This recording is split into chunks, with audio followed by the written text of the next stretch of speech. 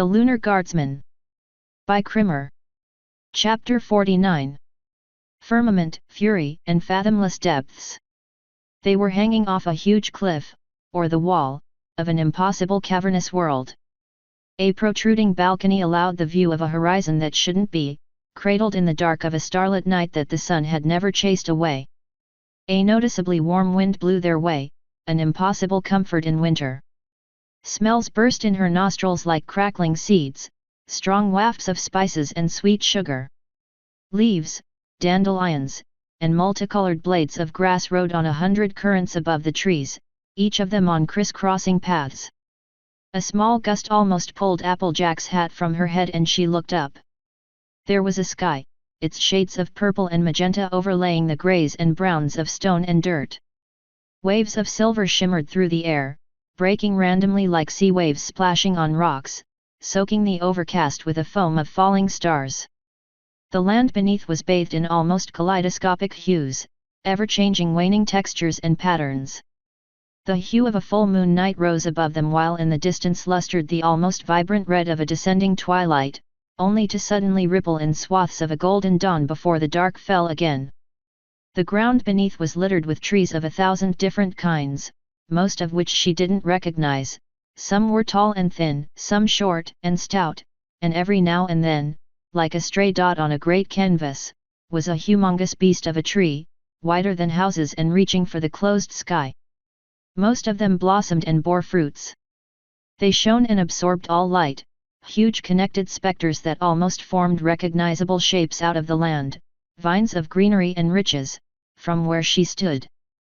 Other strands were bare or torn, broken and trashed, but even they carried the promise of life as either leaves or tree sprouts struggled for light and dew. Specular waters shone like mirrors across the forest. Dark amethysts that were lakes and emerald rivers that snaked among the trees. Ribbons of blue silk fell from above, waterfalls without beginning or end. The rushing waters of a river, or several, flowed towards a waterfall. The waters reached the cascading pillar and climbed upwards, flowing up and up, rising into the sky, drilling into the stone and clawing at the world above.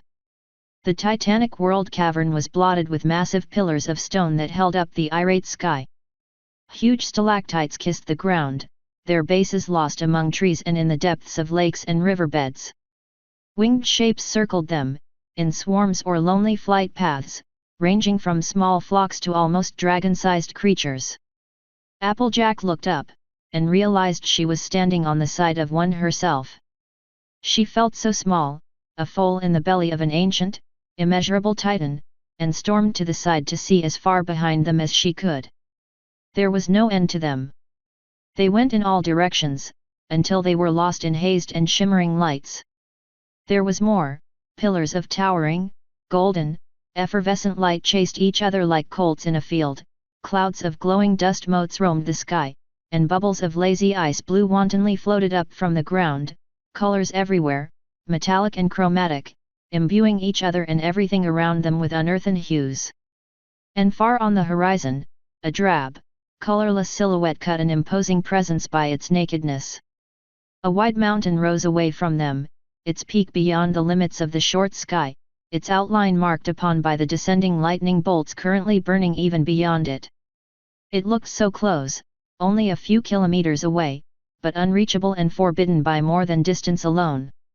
It was abominable in its simplicity in this anomalous world of colors, but the sheer weight and reality of that mountain made it a welcome addition, grounding the otherworldly plane Applejack now found herself in. Delightful, is it not? Luna asked, also taking in the sight. Finest landscape I ever laid my peepers on, that's for sure, Applejack answered, licking her dry lips. Not what any pony would expect, I bet. Luna hummed in agreement. Her right wing spread out, the leading feather pointing up. Never forget that behind this beauty lies danger. See above, beyond the lights that shine upon us? You can see them if you strive, dark veins and pock marks on the ceiling of this forest world. Each of them a route that leads here, more often than not through a treacherous fault or ravine and to death, unless one is unlucky enough to be saved by the insidious magic of this realm. 'Tis why we take this path instead of the one above where the danger would be less yet the journey more time-consuming. On hoof, we would only find our literal downfall in almost complete certainty, and, should we survive the descent, still have to wade through this land. Better we choose it of our own will than it be forced upon us. We had some time to prepare, and we can move with even more speed when we have no fear of finding ourselves someplace worse. Thinking about it, this made quite some sense to Applejack now. Kinda like a band-aid, rip it off and get it over with. It was a little crazy to decide that you'd come down on your own volition when you had a small shot of, but it's not like it could get any worse. Not unless. What if y'all fall through another hole and end up in a third ever-free forest? So that's what an alicorn looks like when all her hair heckles up. Hey! Let us dismiss the possibility of this. For my mind's sake, Luna pleaded, heading to the left where a gentle waterfall fell near enough to the precipice they stood on to splash the edge of it. Maybe it's ever-free forests all the way down. Luna shivered, and it wasn't because of the cold water. Applejack did her best to keep her thoughts shallow and focused on the now as she washed, grey dust and black sludge running down her hooves. Luna cleaned herself quicker than Applejack, and set on using thread and needle on herself. There had been a long gash below her chin, earned sometime during their crawling, claustrophobic journey through narrow ducts and passages. Applejack stared at her trembling legs. She'd rather do anything other than that again. Even the most laborious, hard-working days at the farm were child's play compared to that experience. She'd rather go tell a napping dragon to hoof its hoard over. Or go find an ancient castle where an ancient princess with a chip on her shoulder hides and give her a list of all the ways the sun is better than the moon. She threw her face into the waterfall, gulping down great big mouthfuls of water. Applebloom isn't here, but this is the road to her. Applejack kept repeating this line in her head until she calmed down. Rarity's with her and Rarity will take care of her and Spike both. Deep breath and then focus on helping, not needing help. Consarn it, they wouldn't have to do the same to get up top, would they? She huffed, pushing the thought away. That was in the future. For now there were more urgent matters. She went back to cleaning the stubborn gunk out of her coat. Some pony tapped her shoulder, admittedly spooking her. Rigdan was waiting patiently when she turned. Fluttershy was on his side, looking slightly nauseous and leaning on his leg for support. Rigdan pushed Fluttershy over to Applejack. Help her get cleaned up, and take care of the wing. Less it moves, the better. Where's Luna? Applejack pointed to the side. Rigdan moved away, walking the edge with most of his attention on what laid below. Hey, Sugar Cube. You feeling better? Are you still in pain? Applejack asked her friend. Yes. No. I mean, not that much. In pain, that is, Fluttershy quickly seesawed. It feels numb now and it's better. I'm sorry I didn't tell you how bad it was. I am real sorry I dragged you along, Fluttershy, Applejack said. I could have said no, Fluttershy commented. Oh, come on now, Fluttershy. I wouldn't have managed to get even halfway through the Everfree if it wasn't for ye. Applejack pulled Fluttershy from where she previously stood and started helping her wash up. Sides, tell me this here view ain't worth it. It is very pretty, Fluttershy admitted with full admiration, her eyes following a ribbon of yellow gold that melted to silver rain when it touched the stone ceiling. Ya better get an eyeful while you can. If Rarity's just half dirty as we are and she sees ya on top of that, she'll lock the both of y'all in the spa for days. You won't get out till you're more pruny than Granny Smith. Oh no, Fluttershy gasped. The scrubbing. Applejack snickered along with her and they soon both grew into outright laughter, taking the joke further and further, making light of all their friends' reactions until they could both no longer hold their roaring laughter at bay. Their sojourn through the earth was forgotten, their pains wiped away, and their fears retreated. When this moment was shared with their friends, Pinky would smile, proud that her grandma's little tip against fear was remembered. But for now, the ever-free forest in the underneath resounded for the first time with a sound of happiness it had never heard before. The skylights above the two ponies stalled for a second, as though confused, and then sparkled in bright, flashing colors of warm orange and soaring yellow, as if laughing alongside them. Rigdan and Luna laid prone at the edge. The blue waters of a lake simmered below them, disturbed by the rushing waterfall. "How high do you think it is?" Rigdan asked. "I thought you said you have it," Luna commented dryly, her hooves making air quotes. "All right. I get it. You're sore, I'm looking out for you," Rigdan retorted bitterly, turning his head. Luna scowled. "Sore is certainly a word. As are looking out, I would suppose." Her expression softened a smidgen. "Do not misconstrue me, there will be far more words at a more appropriate time, but I am touched by your concern, mainly. But I retain my right to be upset." "I'm okay, what does that mean?" Rigdan asked, confused. "Tell me true, if I were to request the penalty for throwing yourself into a suicidal cause, would you pay it? Or was that oath always meant to be a deception designed solely for my benefit?" Rigdan faced her gaze only for scarcely a second before looking back down again, silent. "I believed you. That you'd never lie to me," Luna said. "That wasn't a lie," Rigdan mumbled. "No, it was another word. Pretense maybe. Justification could also work. You'd enjoy distraction mostly, I believe." Luna released a heartfelt sigh. "But like I said, I believe I understand better now. Forgiven is not the word I'd use, but neither is unforgiven." She turned her sight back to the bottom. "I think this is too high of a jump for you. It must be over 40 meters to the surface." Applejack measured the distance easily enough. She had an eye for that kind of thing. She could tell how many apple trees would fit in a field in a glance. "About 50 meters at most, I'll wager. Give or take a couple meters." "See, 50 puny meters," Rigdan said, indicating Applejack with a jerk of his head. "That's practically nothing. I can pee that far." You're not really thinking about it, are you? It's really dangerous." Fluttershy sidled to the edge, peeked down, and when the vertigo hit her she backed off with a quick meep. "So high." Rigdan scratched at his chin, his helmet resting beside him. "It beats climbing down from over there."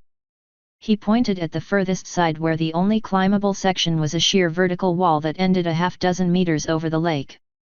Sharp rocks protruded at all directions around it. "Luna can fly all of you down, but I have only two options, and falling in water beats a stone bed safety net. Besides, I distinctly remember seeing one person take a dive from a cliff higher than this one, so I know it's doable," Rigdan continued. Luna's doubt and mistrust of this route was plain as day.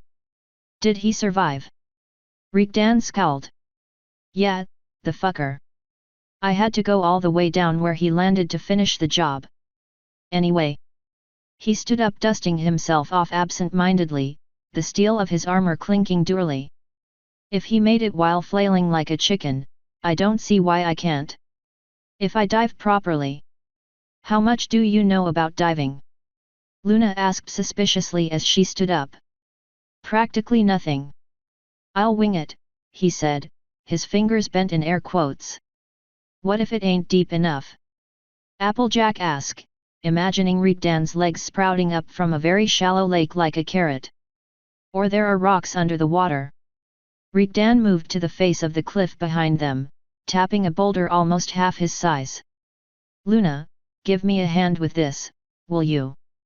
With the three of them together, Applejack couldn't just stand aside when she could be useful. She had the hind legs after all. Pushing the large stone to the edge was easy enough. They had chosen a part where the waters below seemed deeper. Luna gave a push with her magic, and the boulder slipped over the side. It fell straight, almost whistling as it cut the air, building up speed. They could see its shadow on the waters where it would land. The shadow grew as it came closer. Then it grew even larger than the rock itself. When the boulder was a dozen meters above the water, a gigantic fish jumped out. It was over twice as long as Rigdan was tall. Its scales were light blue and glinting with the sharpness of silver. The eyes were patches of blackness, and there was no hint of a mouth to speak of. It soared in a straight line, ready to meet the falling stone with its face. When the stone was almost upon it, the fish creature split in half. A line formed vertically between its eyes, and it opened up widely, revealing a nightmare of spiral-set teeth between its halved torso. It let loose a warbling shriek that tore at their eardrums. The rock fell lower, and the moment it was within the body jaws they slammed shut so fast that no pony could hope to follow the movement. The rock was crunched into 1,000 fragments, most of them ending in the fish creature's stomach. It fell back down in the water with a graceful, acrobatic somersault and barely a hint of disturbance. Right. Ever-free forest. How could I forget? Applejack humphed after a few minutes of stunned silence. Luna blinked for the first time since the fish appeared. That was new. I wonder how many of them are down there.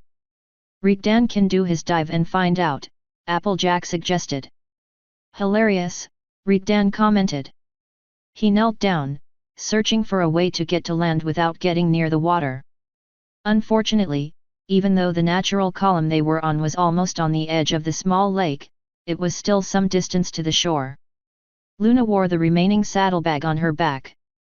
Let's keep it simple. I'll take down the girls and then come back for you with a rope. I should be able to carry you that way, as tiring as it will be. You're first, she said, turning to Fluttershy. The Pegasus climbed on Luna's back, mindful of her own broken wing. When both were ready, Luna spread her wings and soared in the air. Applejack moved to the cusp of the edge to watch. The princess lifted off with a few strong flaps of her wings, gaining height and speed slowly. Fluttershy glanced back at Applejack and then immediately did a double take. She looked up, alarm and horror wrestling for dominion on her face.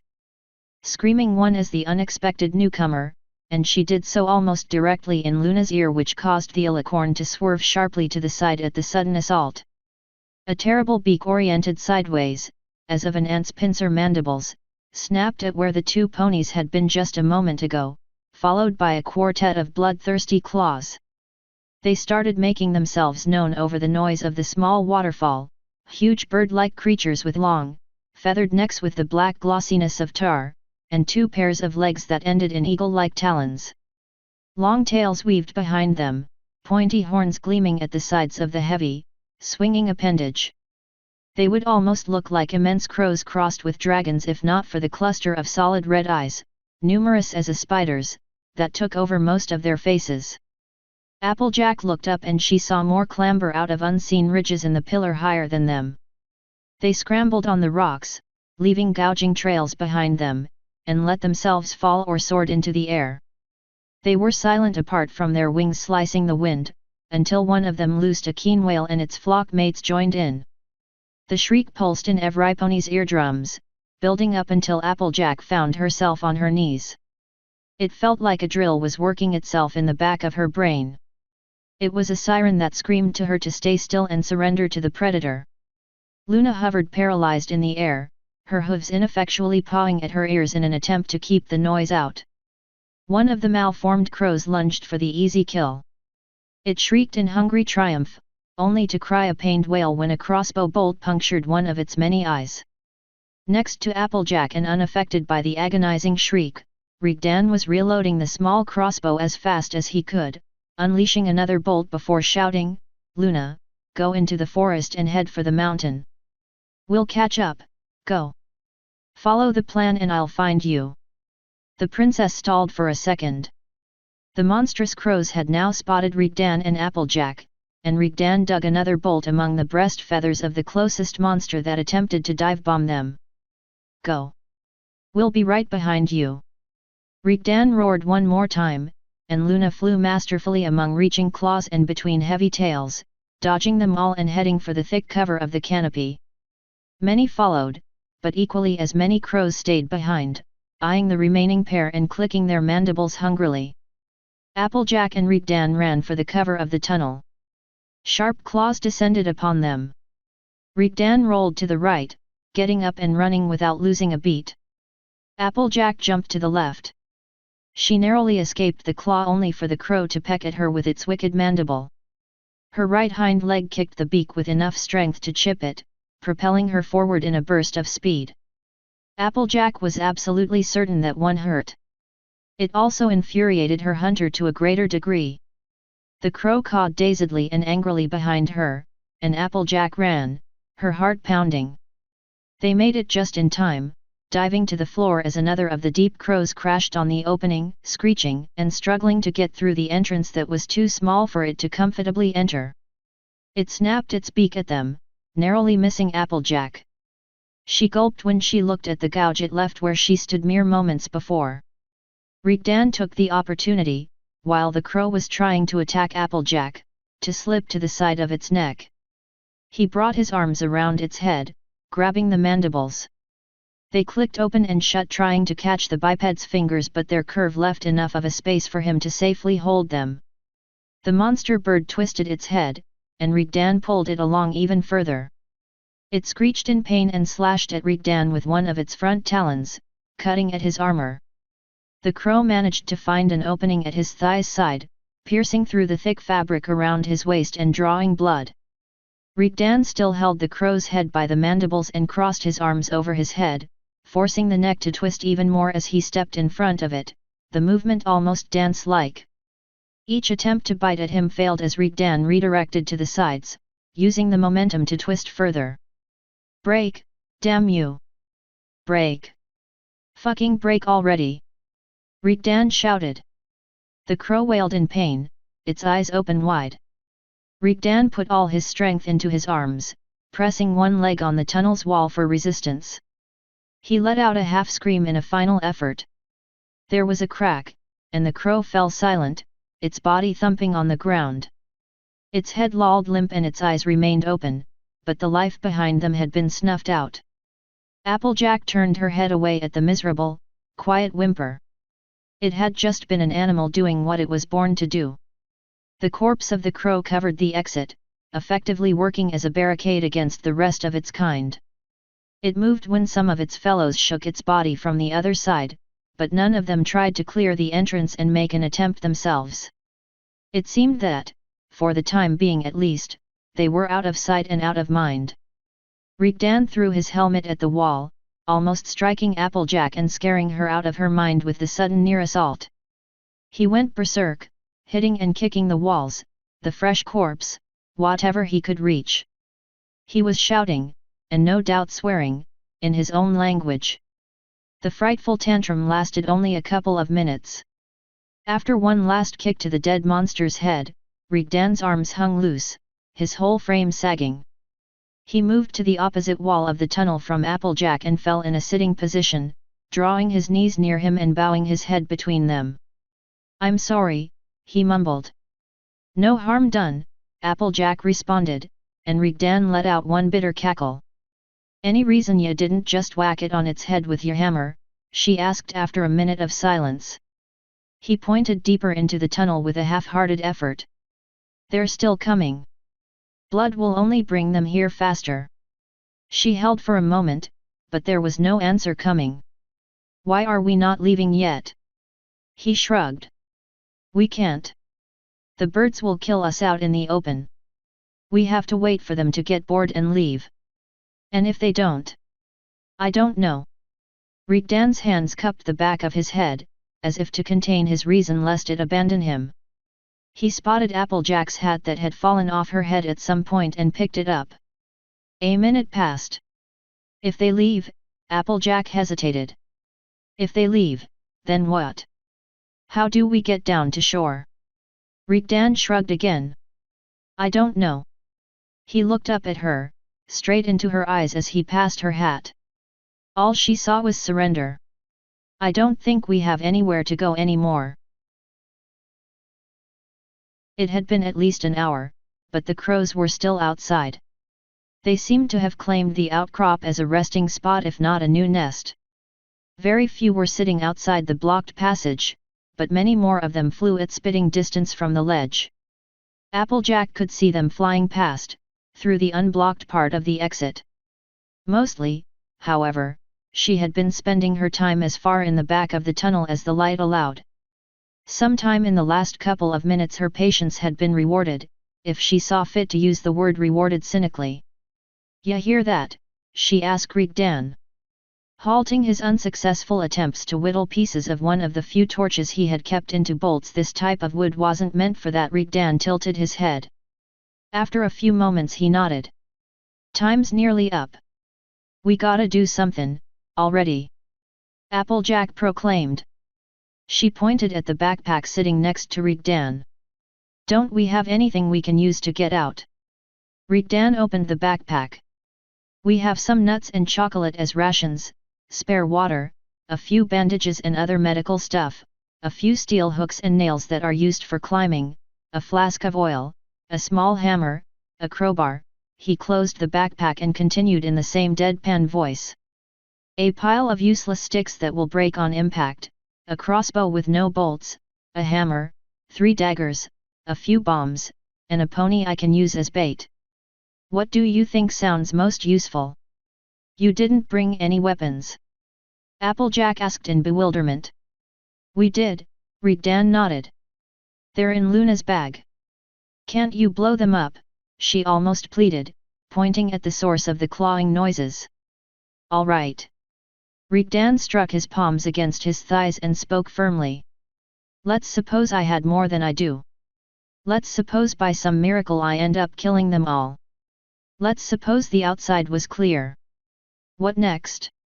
See who gets closest to the water before being swallowed by the revenge of the salmons."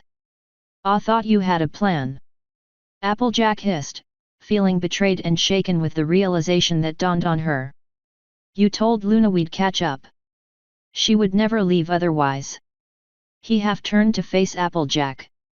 "I'd have spared you this if I could, but there wasn't any time. 2 of us get to live. That's not bad at all. Make your peace with being one of the 2 that don't," he said as kindly as she'd ever heard him. Her lips trembled. "So? That's what we're doing? We are waiting to die? That's your plan?" Her throat felt constricted, and her lungs labored to draw breath without giving in to crying. A dagger was pulled from its sheath. "We could try fighting through the mob that comes. I doubt we'd make it, not if I have to watch for you too. Even so, we'd have to make it to the surface again, and neither of us can see in the dark. I'm sorry, little apple, but I don't think there's a choice of saving you. The monsters probably will be quick enough, though not gentle, but, if you want, I can end it painlessly before they get here." The glinting edge demanded all her attention. "And you?" she asked through dry lips. He shrugged once more, sheathing the blade and breaking the spell. His eye stayed on her for a few seconds, cold and calculating. "Never mind what happens to me after. We're talking about you. Was that how it was going to end? Those were her choices? Either a surrender akin to going to sleep, lights out, pull up the blanket, and shutting your eyes, or being torn apart and—" "Little apple, listen. I meant to tell you about your—" Rigdan started, reserved. Applejack stood up with a snarl, pacing back and forth. "I am not giving up. Mehsis is out there somewhere scared outta her mind waiting for me, and I ain't disappointing her. And you sit back down and stay away from me. I ain't said yes," she yelled, taking a step away from Rigdan. For his part, he sat down again. "Promises are broken, little app." Applejack pulled her hat back, shouting fiercer now. "I ain't been made a liar yet, and I ain't gonna start now. We promised to catch up? Then that's what we're doing. Now come on. There's always a solution. Buckle up and let's get to work instead of this giving up talk." Her teeth pulled her torn cloak aside and she dropped her weathered rope on the floor. "You got climbing hooks," Ya said. "Can't we sneak out and climb higher and find some other passage? Get to a column thingy that doesn't end in water, get back down, and then find Luna and Fluttershy. Rigdan bent his head wearily. There are still the birds waiting for us outside. Stealth is out of the question, and if we try climbing they'll peck us dead. For heaven's sake, you think I've been taking a nap this whole time? Applejack ignored him and kept thinking furiously. There had to be a way out of this mess. What would her friends do? Twilight would have teleported herself and every pony else down to the lake shore, but Applejack didn't have any fancy horn. Rainbow Dash would have flown straight through, faster than these darned avians could react. Again, no fancy wings. Fluttershy might even have been able to convince these featherbrains to take her side by now. Rarity might have been able to do some magic of her own, though most probably she'd knit a bridge down, and the less she thought about what Pinky would have done the better. What did Applejack have? A knack for bucking and rodeo sports, and a propensity to be honest, and in her honest opinion she had no way to get out of this little hovel by herself. She couldn't kick every stupid overfed crow out there, and even if she could she had no idea how she'd swing her way to shore without getting her flank bit by. Her breath hitched. She had a rope. A coil about a dozen meters in length, already frayed after being tirelessly dragged through caves full of murderous rocks, but a rope nonetheless. And she knew quite a number of rodeo tricks. Think I have an idea, Applejack interrupted him. Is it to throw ourselves into the lake? Rigdan sourly asked from where he was slumped. That's just about the gist of it. She offered a full smirk at his surprised face. So it's right about your level of bad ideas. Wanna give it a shot? Yep, it's official. This here's the worst idea an apple's ever had. At least if it doesn't work, no pony will ever know. And if it does, I ain't tellin'. Applejack pulled her legs tight around Rigdan's neck from her place on his back, taking care not to choke him. Can you make the throw or not? I can make any throw, don't you worry your pointy little head. Applejack pulled the hat tight around her head, making sure it wouldn't fall off. She checked the lasso's knot once more and eyed the end of the rope twirled around Rigdan's arm. You just hold on tight. As long as you're sure, Rigdan said with a hint of hope that made some of her unease evaporate. He hefted his hammer with his right hand. In the left he held one of his hand bombs, the metal ring already pulled off. As soon as he threw it, its magic would return and start counting down the seconds. Oh, shoot, you're making me blush. Let's get this done, now. The grey canister flew over the exit's opening and bounced on the rough stone outside. Numerous sets of numerous eyes followed its trajectory, their predatory instinct guiding them. One or two of the crows took to the air, and one landed in a crouching, ready position.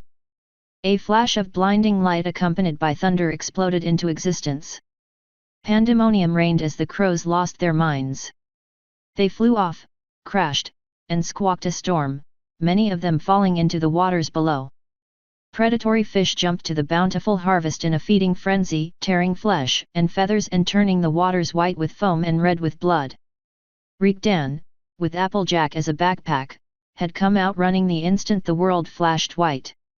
He zigzagged among the disoriented deep crows, evading talons and swishing horned tails. Over there! Applejack shouted. The one flying behind the one there, I can get that. A crow was teetering by the edge on its own, and Rigdan beelined for it. His hammer came down on its skull, knocking it unconscious if not dead, and he rammed against it and pushed it off, throwing one more victim to the jaws below. As it fell, so did they. Rigdan held fast onto it, the crow's body beneath them. Their weight rested on the body for a second, and Rigdan jumped off it and forward, getting them closer to the target she chose. He yelled something, and though Applejack didn't hear what he said through the squawking bedlam, she knew what her part was. She was already swinging the lasso. She threw. The lasso crowned the crow's head that was flying over and in front of them, and down around its neck. As they fell, the noose tightened. The monster shrieked in surprise as it took their weight. Their previous, limp ride continued on its own, abandoned. It splashed in the waters of the lake, and whether it was still alive or dead became a moot point as the school of fish started taking bloody bites out of it. Applejack and Rigdan were still in the air, one end of the rope around an unwitting flyer, the other around Rigdan's left arm that had gone pop really loud. Applejack saw the shore getting closer as the crows, surprised, circled flying slowly, brought them towards it. They were nearing the water as well. Their ride was slowly losing height, perhaps due to their weight or maybe. She glanced up and locked eyes with a couple of the crow's multitude. The crow was sizing them up, uncertain. It was only a matter of time until it tried to charge, throwing them into the waters below. She glanced down again, meaning only to measure the distance, and saw a familiar shadow following them. Silver scales broke the waters and then dived deep, building momentum for the leap. Applejack warned Rigdan extremely efficiently, with a high-pitched scream and pushing his head to look down with strength only a smidge less than it would take to break his neck. Incoming! Incoming! Fuck! Rigdan swore loudly. He swung his legs forward and back, doing his best to swing them like a pendulum at the end of a rope. This isn't helping! Applejack screamed. Despite Rigdan's attempts, they would never build enough momentum to evade the jaws that would come for them as soon as they lowered enough. The shadow beneath the water's surface lengthened. The hand holding the hammer swung back. The fish breached the lake, water drops springing ahead of it like pearls across silver. Rigdan threw the hammer at the crow's head. The crow screeched in pain and shook its head as it fluttered around in confusion. The sudden movement threw them barely out of the course of the snapping jaws. Time slowed for Applejack as she saw the interconnecting teeth, sprouting from a fleshy, halved torso, close less than a hoof's distance from her head. It's just going to try again, her logical side echoed. Rigdan doesn't have anything else to throw, the logistical side said. The illogical part showed her an image of trying to throw a bomb either up or down and how bad it could go in a very humorous and gory manner. Practicality shouted out for her to do something. She wasn't sure what, but muscle memory rose to the challenge. While the carnivorous monster was still in the air, hovering next to them for one deadly second, Applejack held tight with her front hooves on Rigdan. And kicked. She wasn't sure what exactly happened later. She suspected that the rope simply gave up the ghost. Thankfully, they were on a great arc heading for the shore courtesy of the unwitting boost they got from the seafood that wasn't. Unfortunately, not close enough. They plunged into the deadly waters. It was cold, the chill cutting deep. She wondered how the water could be this cold without freezing to ice. Applejack let go of Rigdan and tried to make for the surface and air, but Rigdan's hand grabbed her and held tight. She tried to swim harder, but she wasn't a good enough swimmer to carry them both, and with Rigdan's armor they sunk even faster. Precious bubbles of air burst out of Applejack's mouth in frustration when, almost immediately, Rigdan's palm wrapped around her muzzle. They touched the bottom of the lake, landing among rocks and seaweed. Clouds of sand rose around them as they stirred the untouched lake bottom. As the dust clouds covered them, Rigdan pointed up. Applejack managed to catch a glance before the muddy waters hid everything from her view. She saw the light scattering through the waves above, sparkling in hues across the bodies of the monstrous fish swimming above them, their torsos opening up as they bit huge chunks out of the crow's bodies, and sometimes each other, near the surface. The dust clouded all from her view. Applejack couldn't see anything. She felt Rigdan pulling her through the water. Her lungs were already burning. It was as if they had been lit on fire. She hadn't taken a good breath, she had no idea how long it had been since she had filled her chest with oxygen, it burned with fire and need. Applejack tried to breathe. Cold water rushed in her lungs, and instead of quenching the fire it made it grow stronger. It was pain like no other. Everything grew dimmer, darker. It hurt. She wanted to breathe and she couldn't. Just to breathe. One breath, just one to make the searing agony in her chest leave. She tried again but more water came in, cold, painful, and suffocating. Her mind jumped back to a glinting knife edge and she wondered if she chose wrong. As if she summoned it, a silver streak jumped out from among the blur and clouds. It was there for a second. She felt more pain, as if her legs were torn from her or a jagged piece of wood savagely ran across her midsection. Mists of red floated in front of her and she closed her eyes. She thought of Apple Bloom. Apple Bloom laughing, Apple Bloom playing, Apple Bloom back on their farm, with Applejack there no longer, but Apple Bloom back and safe. Her torso was a shape defined entirely by cutting pain and sharp need. The cold was everywhere, dulling her, and then it was not. Instead, the wind blew on her with a gasp, freezing her even worse. Applejack opened her mouth once more and vomited a torrent of water. Coughs racked her body, rattling her bones, but she didn't care. She gasped and air flew back into her lungs. She coughed it off again, but then she breathed more, and more, and air, air, air, air, air, air, air, air, air. She opened her eyes, ignoring the stinging pain, both in her eyes and her ribs. Some pony was crouched over her, arms still half wrapped around her but no longer pressing her ribs to push out their contents by force. A helmet lay thrown to the side. A dark shape moved at her, hiding everything, and her lungs were forcefully filled with air again. The shadow pulled back and the light became too much. She shut her eyes, wincing, and spat out more water. She tried to move and her insides stirred as if they wanted to get vomited themselves. Her throat convulsed and cold water rose up her throat again. She spit it out, the pain lessening as she did, replaced by dullness. Something forced her on her side, shifting her so she could retch her lungs empty again. "I thought you drowned," some pony said, and it sounded as if whoever spoke had been a step away from starting to cry. She couldn't make heads or tails of where she was, what she was doing, why it all hurt so much. She remembered the rush of iced water in her lungs as if it had been a foggy dream. When had that happened? "Stand still, for heaven's sake, stand still. I've got it. You'll be okay, I promise. We need to find somewhere safe, so don't bleed out, okay? Don't die on me, not now." It was all a blur.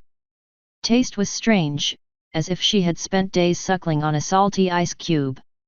Everything was unfocused, blurry shapes with dull colors save for the bright, colorful ones that flew above her. She saw large columns sprouting out of the earth or from the stone sky above, and memory prickled. She knew that. She almost knew where she was. Everything hurt, and she was so tired. When was the last time she slept? The world roared. Lazily, she opened her eyes again. The columns burst with movement, as if a cyst broke inside them and fluid pus puked out, screaming on its way. The column that towered over her, those further away, every one of them, all came alive, crawling and jumping out of every crevice, heaving and screaming like newborns. "We have to go. We have to go now. Can you walk? Little Apple, wake up. Don't fall asleep. You have to help, I can't keep carrying you. Get up." Some pony was shouting at her, and she wanted them to stop. She wanted to rest. She had a long, tiring day. They moved her. How rude. She hurt and she wanted to sleep. She was cold enough, tired enough. She wanted to lie down, stop thinking, and wait for warmth to come. She felt leaves brush around her coat. Was she back at her farm? Was she sleeping on an apple tree like Rainbow used to do sometimes? Everything became so green. And the noise behind her. So hungry, whoever it was. Some pony should feed them some grub. The rush of wind on her mane felt nice. As if she was running without actually running. She felt herself falling and her fall was broken by the crunching of leaves and springly branches. Some pony picked her up again, their struggling breath roaring in her ear. She fell asleep.